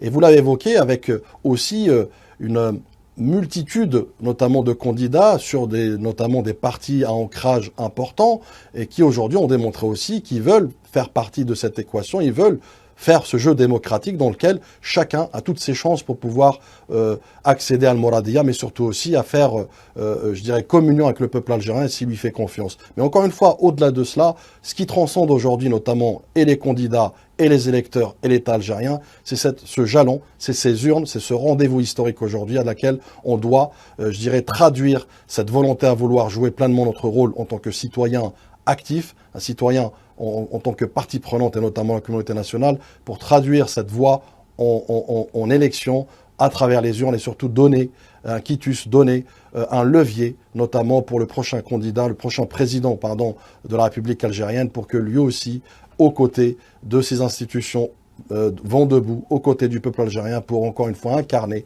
illustrer cette Algérie tant espérée, qu'on aspire et qui on voit aujourd'hui le changement factuel sur le terrain.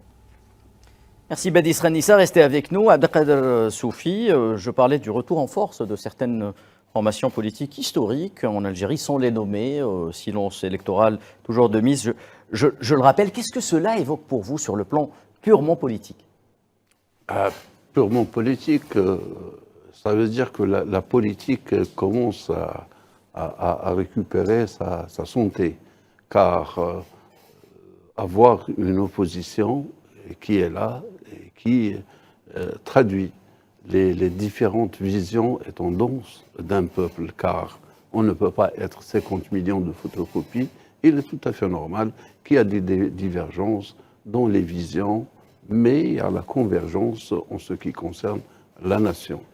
Et là, c'est ce que nous avons justement vu sur le terrain, c'est qu'il y a les tendances idéologiques et politiques traditionnelles qui émergent à nouveau et qui ont toujours constitué le noyau de la vision ou de la qualité et de la nature de l'Algérien bien avant l'indépendance. Là, encore une fois, après, je pense, une période de longue disette où l'opposition a été mise à l'écart, a été, j'allais dire, complètement négligée, il y a ce retour. Pourquoi il y a ce retour? Parce qu'il y a une confluence qui a été rétablie et il y a ce podium qui a été offert pour que tous Il y a aussi un assainissement du cadre politique en Algérie à travers l'assainissement, la moralisation de la vie politique, la séparation entre l'argent et le politique, notamment l'argent sale. Eh bien, justement, cette réforme juridique a permis de clarifier les choses et de faire disparaître les autres troubles, où certains en ont profité tellement au détriment du citoyen, au détriment de l'État. Mais aujourd'hui, ne peut pas se porter candidat qui veut et ne peut pas prendre en otage, que ce soit les partis politiques ou le peuple, pour des intérêts égoïstes ou à servir, je dirais, des agendas. Aujourd'hui, seuls ceux qui ont cette capacité de pouvoir le faire et qui ont justement qui répondent aux éléments juridiques, ceux-là sont seuls à pouvoir se présenter et représenter dans un cadre de transparence totale le peuple algérien. C'est pourquoi en faisant la guerre à l'argent sale, en faisant la guerre aux opportunistes, le champ politique s'est assaini et a permis justement à tous de vouloir dire, de pouvoir dire ce qu'ils ont envie de dire, mais aussi à s'orienter et chacun puisse s'exprimer librement. La scène politique, durant cette campagne électorale, a permis l'émergence d'un discours de haute voltige, de qualité, que ce soit au niveau du citoyen ou au niveau des candidats. Très bien. Saïd Ayachi, l'assainissement de la vie politique en Algérie aura également permis de couper l'herbe sous le pied des intrus qui tentent de l'extérieur ou de l'intérieur de couper justement l'élan de cette transmission qui a lieu en Algérie, notamment en ce qui concerne la défense des causes justes, à commencer, comme on l'a dit, par le dossier palestinien, mais également le Sahara occidental. On rappelle qu'il y a eu une transmission entre la génération de 1975 et la génération actuelle. Certainement, cette campagne électorale et cette consultation populaire pour la présidence de la République a permis une sorte de reconfiguration, je pense que c'est le start d'une reconfiguration de la scène politique algérienne, d'abord en réhabilitant des formations politiques qui ont des décennies d'existence, mais qui ont des programmes sérieux, développés, défendus par leurs militants, et qui offrent à l'électeur algérien, à l'Algérien, on se rappelle qu'on a dit qu'il était très politisé, donc à même de pouvoir ingurgiter des programmes politiques, de pouvoir se peser, et donc différentes options pour le développement du pays et pour l'organisation de la vie sociale. Entre autres, l'Algérien est exigeant vis-à-vis de la fidélité donc, aux constantes de la vie politique algérienne et de sa diplomatie, entre autres la défense des causes justes. Oui. Et par conséquent, pour la Palestine, on en a parlé. J'aurais voulu rappeler fraternellement au docteur Mjed qui nous parlait de Ramallah, que les Algériens ont participé à la défense de la Palestine en 1948 déjà. Exactement. Des Algériens sont partis d'ici, d'Algérie. Sur place. Sur place, ils l'ont fait oui, sur place, sur les territoires occupés. Oui, pour combattre les bandes terroristes sionistes de la Haganah, d'Ilirgoun, de Stern et d'autres encore. Ils l'ont fait également en 67 et en 73. Aux côtés des Palestiniens, la terre palestinienne. Ils l'ont fait avec Saladin aussi. Ah, exactement. Oui. Il y a plus de 2000 ans. Voilà, avec Sidi Boumediene, le Khotoum. Poursuivez, Saïd Ayachi. Et donc, aujourd'hui, l'Algérie ne peut pas être en reste de cette position historique aux côtés de la Palestine, comme elle l'est aux côtés du peuple sahraoui, parce que ce que demande l'Algérie dans le conflit du Sahara occidental, c'est le respect du droit international. Il n'y a aucune hostilité contre ce qu'on nous bassine du matin au soir, contre le Maroc et le peuple marocain, absolument pas. Nous demandons l'application du droit international, c'est-à-dire vous ne pouvez pas dire aux Sahraouis, on vous donne une autonomie comme si c'était un cadeau. Non, permettez au peuple sahraoui de choisir librement son destin. Oui. Et s'il choisit de vivre dans l'autonomie à côté du Maroc, ou même dans l'intégration au Maroc, grand bien leur face, c'est les Sahraouis qui l'auront décidé. Très bien, Saïd Ayachi, merci. Une dernière question pour Bédis Khenissa. Justement, Bédis Khenissa, j'aimerais parler avec vous de la catégorie des jeunes qui a montré un grand intérêt par rapport à ces élections qu'on dit se dérouler à une étape charnière de l'histoire de ce pays.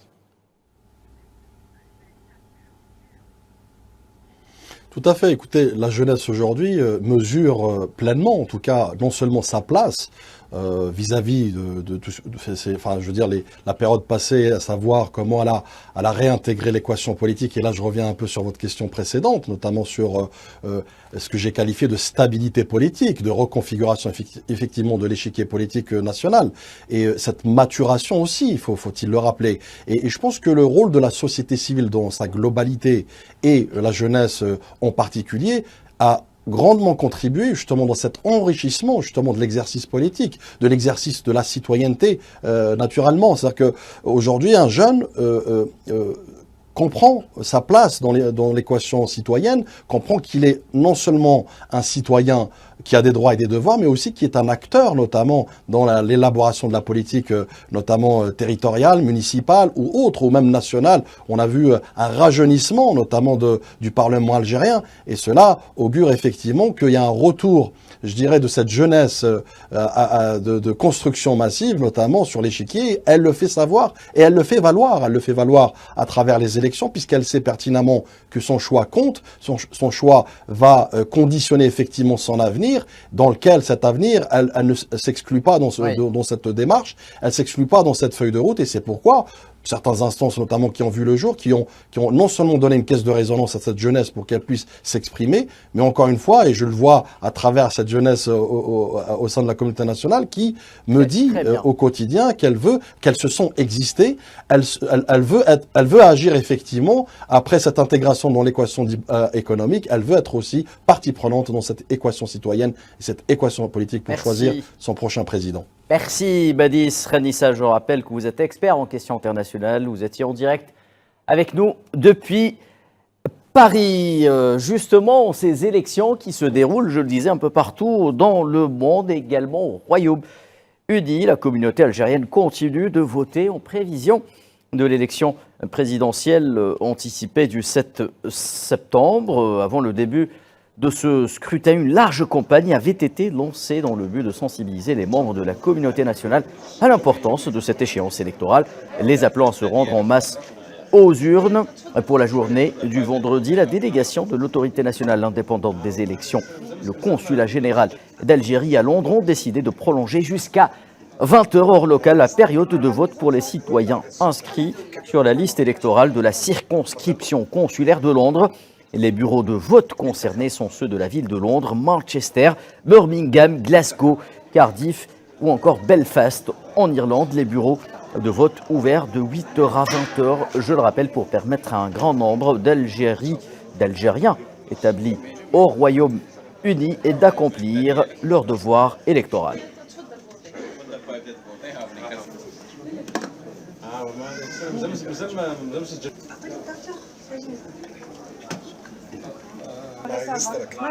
Je suis très émue parce que j'exerce un droit électoral que j'avais perdu.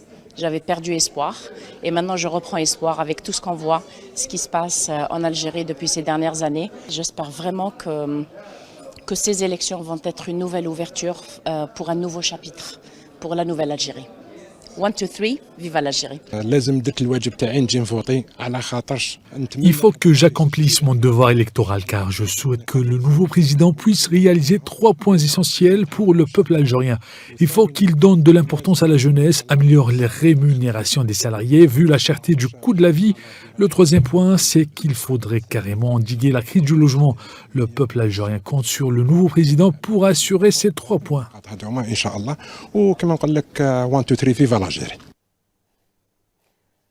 La Turquie, autre pays qui compte un grand nombre de ressortissants algériens, et ce sont les femmes qui se distinguent par une forte participation fidèle à elles-mêmes. Les Algériennes de Turquie répondent à l'appel du devoir et participent activement en déposant un bulletin dans l'urne à l'édification de l'avenir de la mère patrie. C'est un sujet signé Malia Chouïa.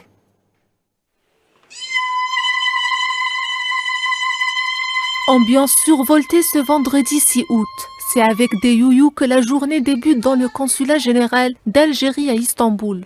Les membres de la communauté algérienne résidant en Turquie répondent présents à l'appel aux urnes pour participer à départager les 3 candidats à la présidentielle. Le vendredi n'est certainement pas un jour de repos en Turquie, mais les Algériens résidant ici répondent bien à l'appel de la nation. Ce matin au réveil, je me suis dit aujourd'hui je ne vais pas au travail car je vais voter. On m'a appelé de mon travail pour m'informer que j'allais avoir une retenue de 3 jours sur mon salaire si je n'y allais pas. Alors je leur ai dit aujourd'hui l'Algérie, ma nation m'appelle. Donc 3 jours de retenue sur mon salaire ne valent rien devant mon pays. La communauté algérienne établie en Turquie continue d'affluer dans les bureaux de vote en ce 5e jour des présidentielles anticipées, avec un rythme soutenu. Le consulat général d'Algérie à Istanbul témoigne d'une forte participation de femmes et de jeunes mamans en particulier. La patrie, c'est plus qu'une mère. Nos grands-parents se sont sacrifiés pour l'Algérie. Et c'est la moindre des choses qu'on puisse faire. Ne pas rester les bras croisés. Il faut qu'on participe à l'édification de notre pays. Et parmi ces choses qu'on peut faire, c'est bien de voter. Il faut qu'on accomplisse notre devoir national, celui du vote.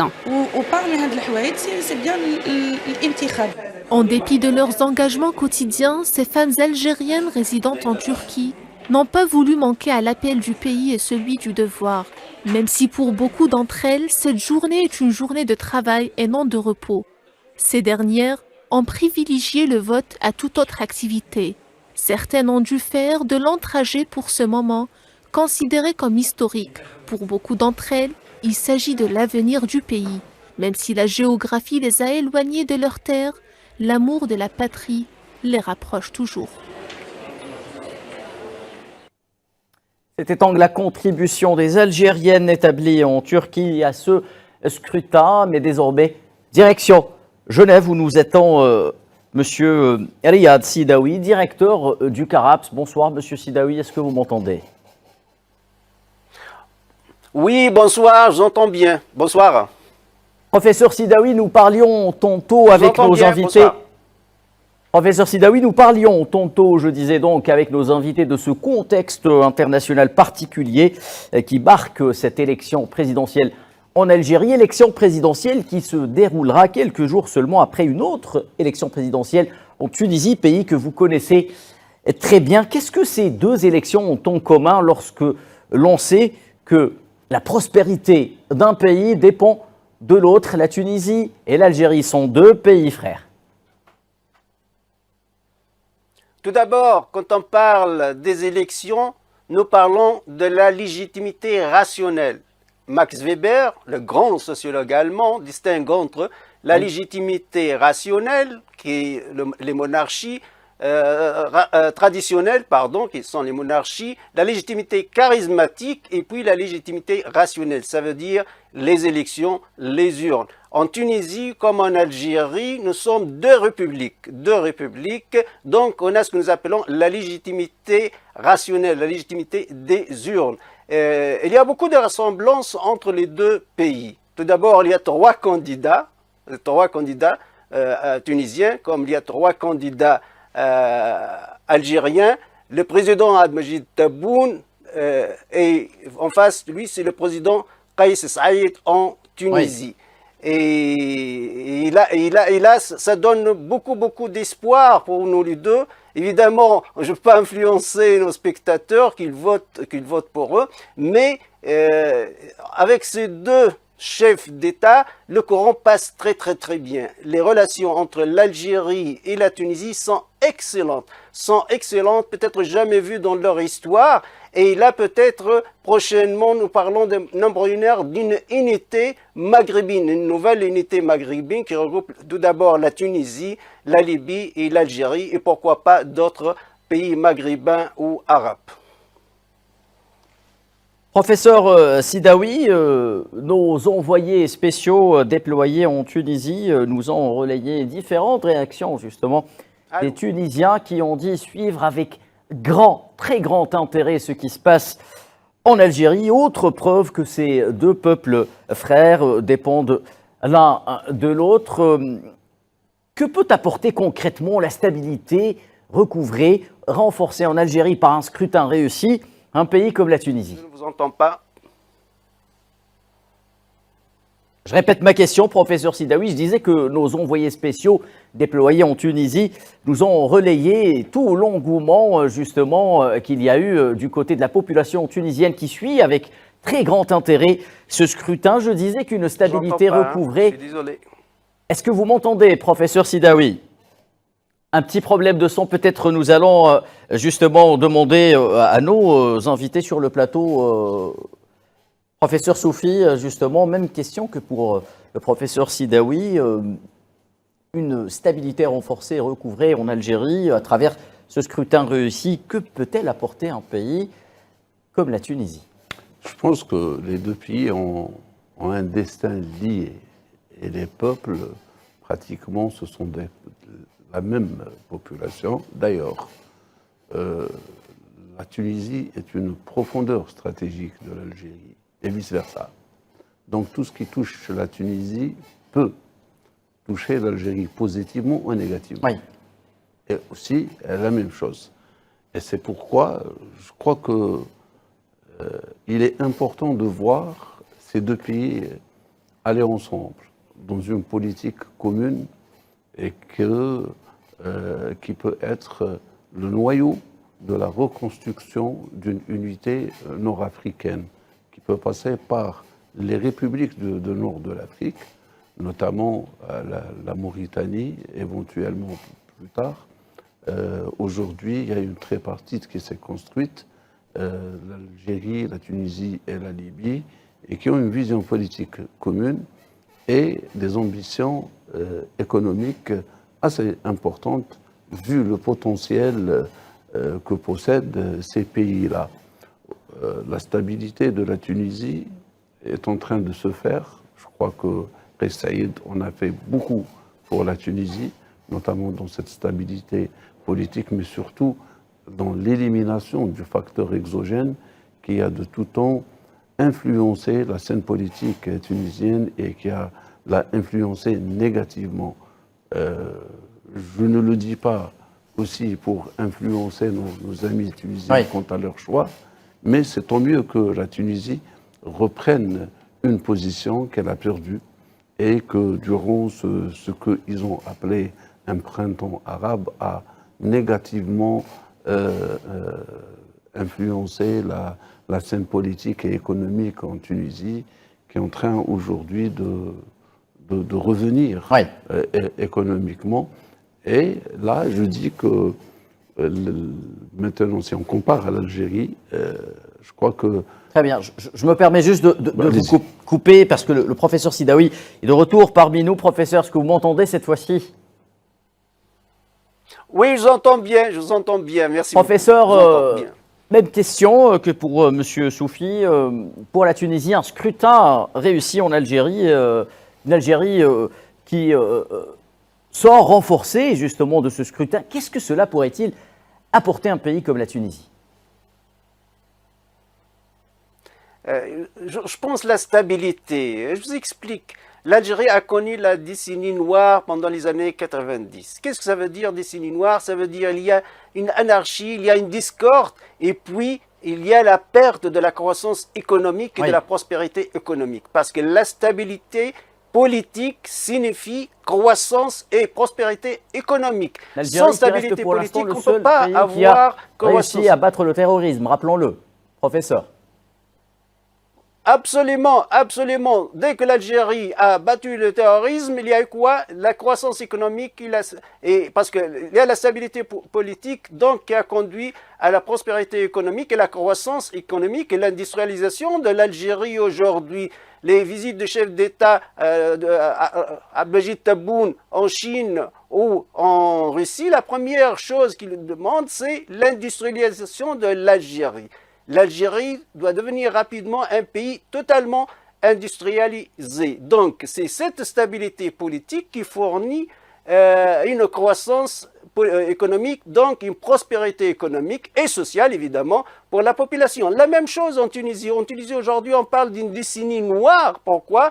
Parce qu'il n'y avait pas une stabilité politique. Parfois, le ministre ne peut pas rester dans son poste plus qu'un mois.